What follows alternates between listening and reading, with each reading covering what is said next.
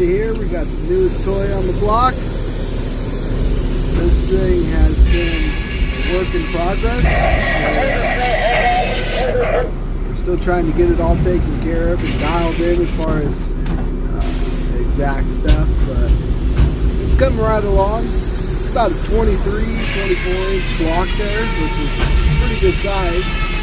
And slapping it off here, slab it off to get a flush in, rotate it around, and start making your slabs off of that.